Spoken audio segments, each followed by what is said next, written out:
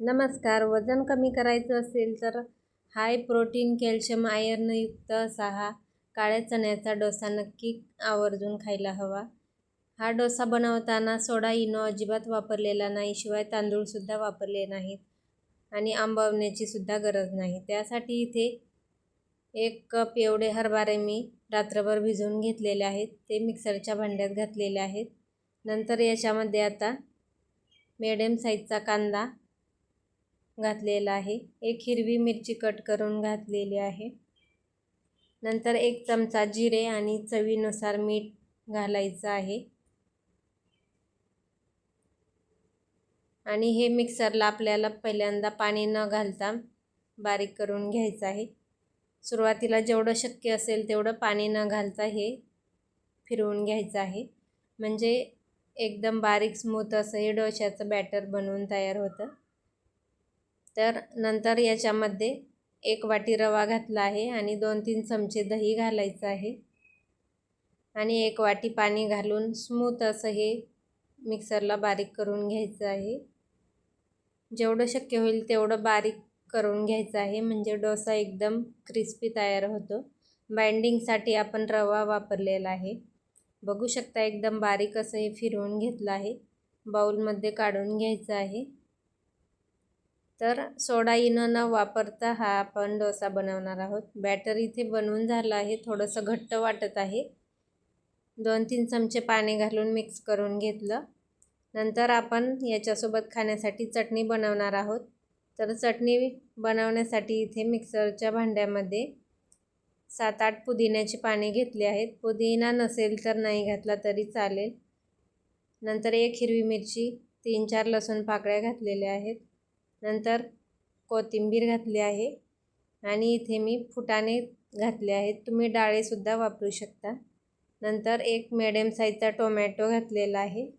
चवीपुरतं मीठ आणि थोडीशी साखर घालायची आहे आणि पाणी घालून मिक्सरला आपल्याला ही चटणी बारीक करून घ्यायची आहे.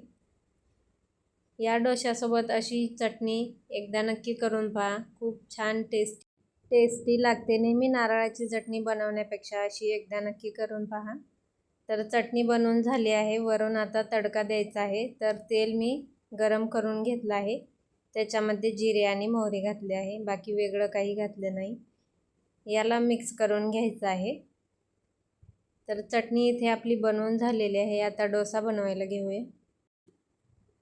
तर इथे गॅसवरती तवा गरम झाला आहे. त्याच्यावरती थोडंसं तेल आणि पाणी टाकून व्यवस्थित कपड्याने पुसून घ्यायचं आहे आणि लगेच याच्यावरती आता डोश्याचं बॅटर घालायचं आहे. तर इथे मी 1 ते 1.5 पळी बॅटर घालत आहे आणि या पद्धतीने पसरवून घ्यायचं आहे. डोसा व्यवस्थित पसरून झाल्यानंतर गॅस मिडियम करायचा आहे.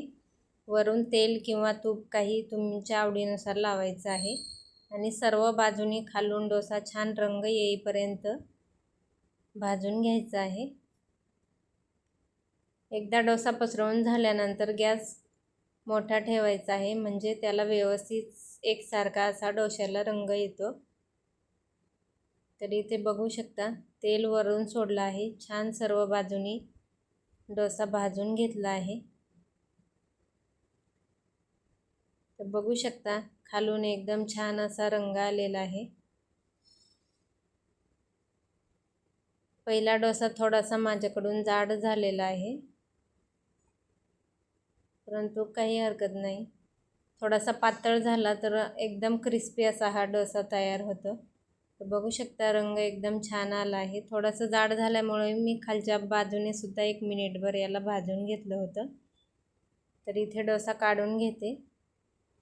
नंतर तवा मी पाणी टाकून पुसून घेत आहे. दुसऱ्या डोस्याच्या वेळेस तेल सोडायची गरज नाही.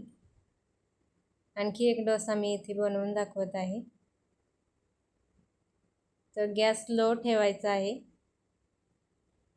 आणि या पद्धतीने डोश्याचं बॅटर पसरवून घ्यायचं आहे. पळी अजिबात उचलायचे नाही, नाहीतर डोश्याचं बॅटर ते पळीला चिटकून येतं. तर अशा पद्धतीने पातळ डोसा पसरवून घ्यायचा आहे, म्हणजे एकदम क्रिस्पी असं तयार होतं. वरून थोडंसं तेल टाकलं आहे आणि छान रंग येईपर्यंत याला भाजून घ्यायचं आहे। खूप छान कुरकुरीत असा हा चण्याचा डोसा बनवून तयार होतो। बघू शकता दुसरा डोसा एकदम परफेक्ट आला आहे, रंगसुद्धा एकदम छान आलेला आहे। तर असा हाय प्रोटीनयुक्त चण्याचा डोसा नक्की ट्राय करून पहा। ज्यांना वजन कमी करायचं असेल त्यांनी तर आवर्जून खायला हवा। व्हिडिओ आवडला असल्यास लाईक करा, शेअर करा आणि चॅनलला सबस्क्राईब करा। धन्यवाद।